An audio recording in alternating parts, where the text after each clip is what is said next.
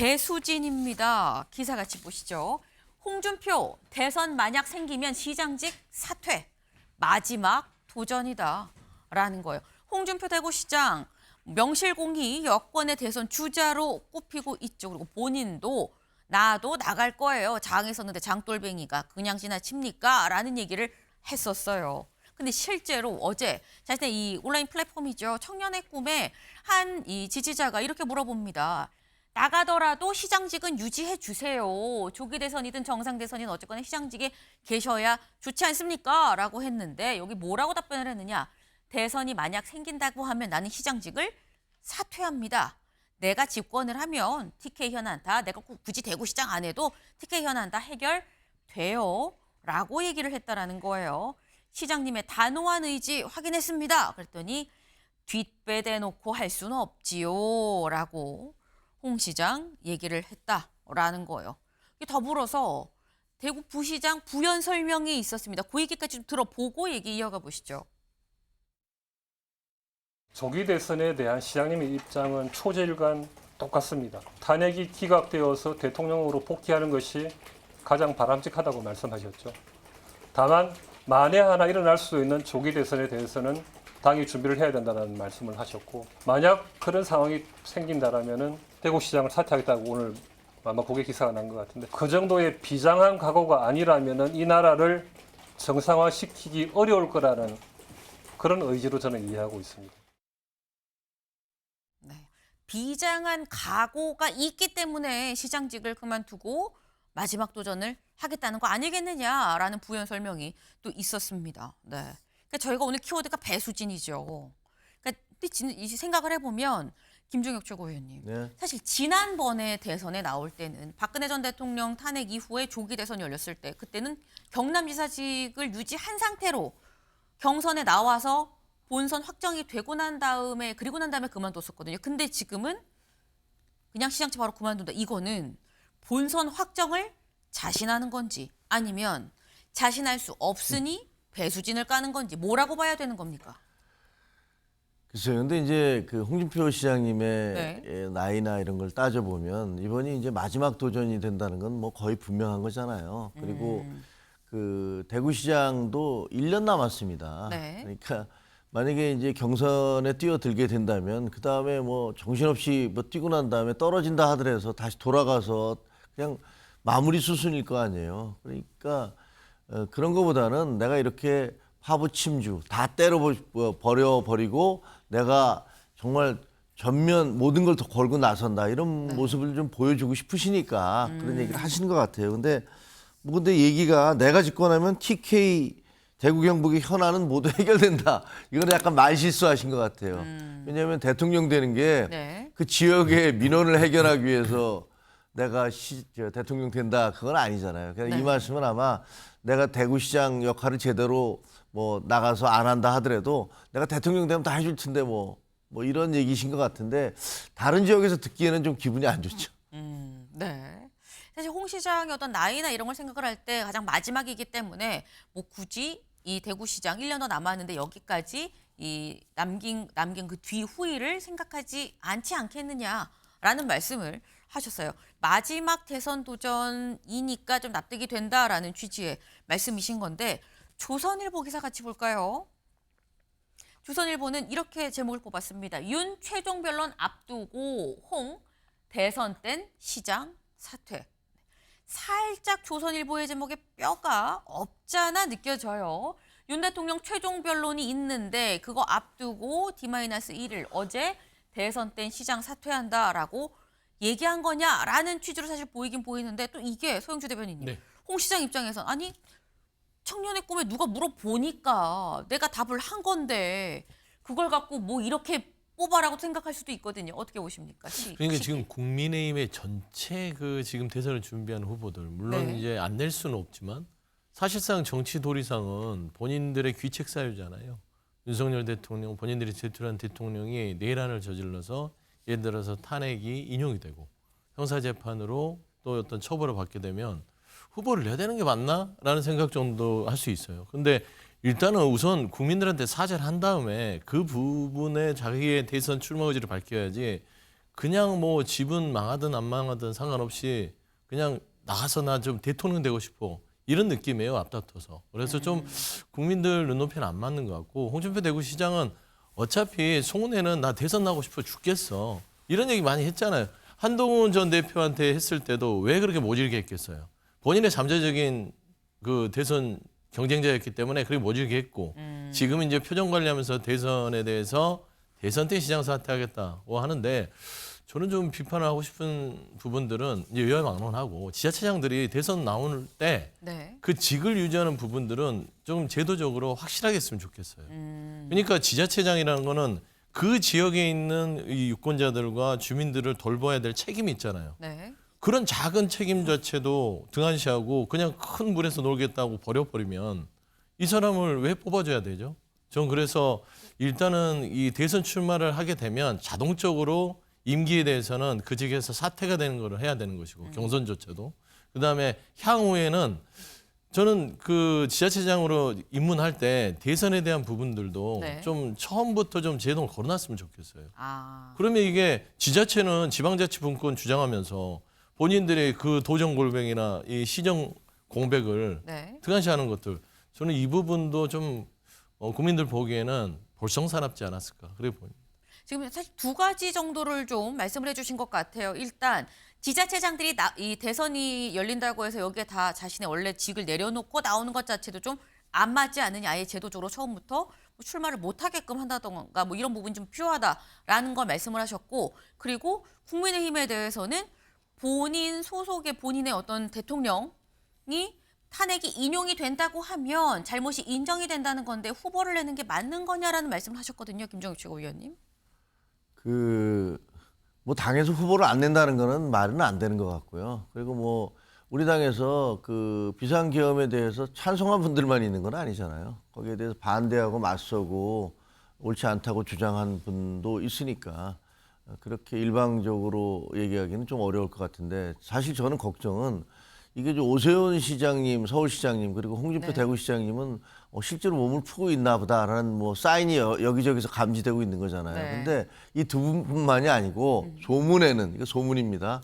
뭐 이철우 경북지사라든가 네. 유정복 인천시장이라든가 이런 분들도 아마 생각이 좀 있는 것 같다. 이런 얘기들이 막 돌잖아요. 기자들도 얘기를 하고 있고. 그러면 자칫하면 네 분의 우리 시장 도지사가 뭐 대선에 나가겠다, 뭐 경선에 나가겠다 이렇게 얘기가 나오면 네. 국민들이 그걸 어떻게 얘기를 할지, 뭐 다 그만두고 그럼 도정이라든가 시정 이런 거 어떻게 하라는 거냐, 뭐 이런 비난이 나올까봐 사실은 좀 그게 걱정이 좀 되긴 하죠. 이 두 분이 공통적으로 하시는 말씀이 지자체장이 그 직을 유지하는 상태에서 이렇게 뭐 나온다, 뭐 대선에 지금 이 나온다라 이런 부분들이 자칫 여론에 어떻게 비춰지겠느냐라는 점을 좀 지적을 하신 걸로 지금 보입니다. 네. 지금 이 말씀처럼 상당히 많은 이 주자들이 거론이 되고 있죠. 여권에서도 많은 주자들이 좀 거론이 되고 있습니다. 사실 민주당 쪽은 이재명 대표로 위시하고 그 위에 뭐 다른 사람들이 과연 뭐 제2의 대안으로 될 수 있을까라는 얘기가 나오는 이 상황이지만, 국민의힘 쪽에서는 상당히 많은 후보들이 언급이 되고 있어요. 지금 저희가 홍준표 시장을 얘기를 했습니다만 사실 여기 볼까요? 김문수 턱걸이 영상 올리고 오세훈은 자서전 출간 준비. 네. 김문수 장관, 오세훈 시장도 다들 뭔가 몸을 풀고 있는 거 아니겠느냐라는 얘기가 나오는 거죠. 김문수 장관은 턱걸이 영상이 무슨 얘기야? 그래서 저희가 준비했습니다. 같이 볼까요? 저 모습입니다. 네, 김 장관 지금 양복 넥타이까지 했는데 열심히 지금 턱걸이를 하고 있어요. 저 진짜 어렵거든요. 전 사실 하나도 잘하기 어려운데, 제가 알기로는 김 지사가 지금 70이 넘은 나이예요. 74인가인 걸로 알고 있는데 턱걸이한 영상을, 물론 뭐 김문수 지사가 본인이 직접 운영하는 건 아니고요. 지지자가 운영하는 이 영상, 이 사이트인데 여기에 이 영상이 올라왔다라는 거예요. 뭐 사실 지금 보시는 건 이거 과거에 올렸던 것까지 같이 뭐 모아서 지금 저희가 보여드리고 있는데, 김문수 지사가 턱걸이 영상을 요 시점에 왜 올린 것이냐라는 얘기가 나오는 거죠, 소영주 대변인님. 네. 일단은 이제 본인의 좀 약점이라고 할 수 있는 그 연령 부분들 그런 것들을 좀 탑하고 나는 아직도 젊다. 그러니까 잊혀진 정치인이 아니라 아직도 팔팔하다. 이런 걸 좀 보여주고 싶은 거는 아주 직관적으로 드러내는 거예요. 그래서 지금 뭐 아주 다들 탄핵에 반대하는 사람들이 국민들 앞에서 정말 염치 없다라고 생각밖에 안 듭니다. 왜냐하면 탄핵에 찬성을 해도 그 당내에서 반성과 성찰이 있은 후에 어떤 대권에 대한 조심스러운 행보를 하는 게 국민에 대한 예의 아닐까요? 그런데 그런 거 거두절미하고 탄핵에 반대하고 계엄은 뭐 옳았다는 식이었던 계엄을 옹호하고 내란을 옹호하는 사람들이 지금 대권 후보로 거론되니까 지금 아주 다들 즐거워하는 것 같아요. 불성사납다라고 재차 말할 수밖에 없습니다. 네. 지금 난 아직 쌩쌩해라는 거를 좀 드러내고 얘기를 하고 싶어서 올린 영상 아니겠느냐. 그런데 그게 지금 상황에서 적절한 것이냐라는 표현을 굉장히 세게 지금 하셨어요. 네. 그게 지금 뭐 여기 나와 있죠. 김문수 지사는 지금 턱걸이 영상 올리고요. 지금 오세훈 시장은 자서전 출간 책을 낸다고 또 합니다. 여기 밑줄을 좀 같이 가볼까요? 오세훈 시장 다음 달 중에 자서전 출간을 준비 중이다. 그 책에 뭐가 들어있냐? 시정 철학 부분, 약자와의 동행, 그리고 4선 서울시장의 경험, 지방 분권 개헌론 등을 책에 담을 걸로 알려졌다. 그래서 이런 내용들이 결국은 대선에 나가면 다 자근자근 재료로 쓰일 내용들이 아니겠느냐라는 건데 오세훈 시장 다음 달에 자서전 출간한다 그러죠. 근데 이미 자서전 출간한 사람도 있죠. 누구냐? 보겠습니다. 한동훈 전 대표죠. 한동훈 전 대표 아직 책이 출간이 되진 않았어요. 근데 이제 예약을 지금 받고 있는 중이라고 합니다. 이 국민이 먼저입니다라는 이 책 지금 현재 또 주간 베스트라 그래요. 국내 도서 1위, 정치 사회면 1위. 네. 김종혁 최고위원님. 네.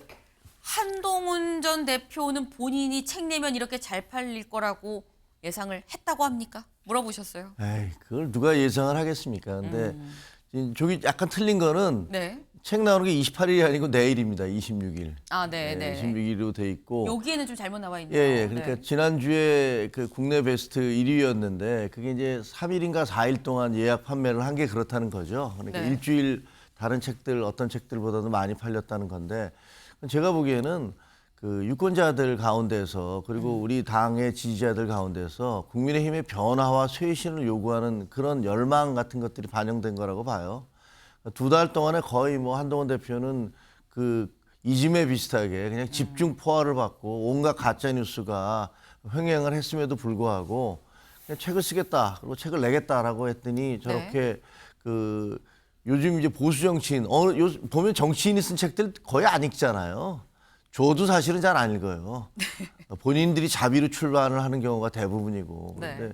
그렇게 저런 식의 신드롬 같은 현상이 벌어지는 것은 이제 대한민국 정치 이대로는 안 된다. 그리고 보수 정치 정말 바뀌어야 된다라는 그런 열망 같은 것들이 응집된 결과다라고 저는 생각을 합니다. 네.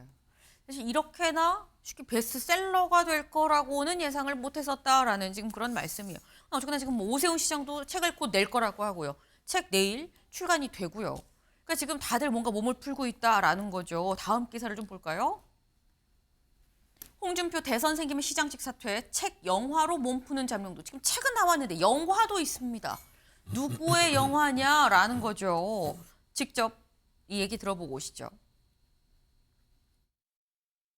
저도 이제 안 해본 선거가 없는 것 같습니다. 네, 대선, 지선, 지휘도 해보고 총선, 재선거는 뭐 수도 없이 뛰어보고 뭐 전당대도 뛰어보고 그런데 선거를 관통하는 한 가지의 메시지는 이제 깨우쳤습니다. 불리함을 극복하는 방법 한 가지입니다. 압도적인 새로움을 보여주는 것이다. 압도적인 새로움으로 대선도 이렇게 치를 수 있구나 라는 모습이 만약 조기 대선이 있다면은 보여질 것이라 그런 기대를 하시면 될 것 같습니다. 어쩌면 제가 하기에 따라 가지고는 속편을 기대할 수도 있겠구나. 그리고 그 속편의 엔딩도 우리가 만족할 만한 해피 엔딩이었으면 좋겠다. 이렇게 말씀드리겠습니다. 감사합니다. 네, 이준석 의원. 영화가 개봉이 됩니다. 3월 6일에 개봉을 한다 그래요. 뭐냐? 무슨 영화나 준스톤 이어원이라고 합니다. 준스톤. 준석의 준스톤이라고 얘기를 하죠. 준스톤 이어원. 1년 동안 뭔 일이 있었냐. 국민의힘 나와서 이 개혁신당 가서 화성을에 당선이 되기까지 무슨 일이 있었느냐를 영화로 만들었다라는 거죠. 근데 관련해서 이렇게 얘기를 합니다. 개봉이 3월 6일인데 개봉일에 어떻게 세상이 바뀔지 모르겠다. 근접하면 탄핵 심판 결과가 나올 것 같다라는 건데 이 얘기를 보면 서영주 대변인님. 네. 이준석 의원은 본인의 영화 개봉과 탄핵 심판 선고와 날짜가 비슷하면 뭔가 시너지 효과가 있지 않겠느냐라는 얘기를 하는 것 같아요. 시너지 효과 어떻게 보십니까? 시너지 효과는 없을 것 같아요. 왜 그러냐면 결론적으로 어제 시사회에서 나온 게 보면 허은하 대표가 많이 나오더라고요. 그 영상에 나올 수밖에 없잖아요. 개혁신당을 만들어가는 과정에서 지금 이준석 의원과 허은하 대표의 갈등들이 정말 너무 이게 좀 정치권에서 이래도 되는 거야 할 정도의 어떤 서로 간의 갈등이 있는데 영화는 정작 다큐멘터리니까 허은하와 이준석의 관계가 앞에 많이 나와요. 근데 뭘 세상을 바꾸겠어요? 저는 반대로 요거를 얻어먹으면 먹었지 얻을 건 별로 없을 것 같다. 그리고 이준석 의원에 대해서 저는 이제 생각하는 것들은 접근 방식은 신박하죠. 영화라는 어떤 매개체를 통해서 네. 정치의 전 출사표를 던진다는 거 그런 접근 방식은 좋았으나 그 앞서 본인이 쌓아온 내용, 콘텐츠들이 그렇게 나이스해 보이지는 않을 것 같다. 사이가 좋았으면 모르겠어요. 허은하 대표하고. 그래서 허은하 대표 옆에 서 있고 같이 그 영상 속에서 개혁신당을 만드는 과정들이 지금까지 이어졌으면 좋겠으나 허은하가 이준석의 발목을 잡는 그런 형국이 될 것 같다. 그래 보입니다. 지금 개혁신당 내부의 이 갈등이 결국 이준석 의원의 이 대선 발목을 잡게 되지 않겠느냐라는 말씀을 하셨습니다. 발목 얘기가 나와서 말인데요. 다음 키워드로 잽싸게 좀 넘어가 볼까요?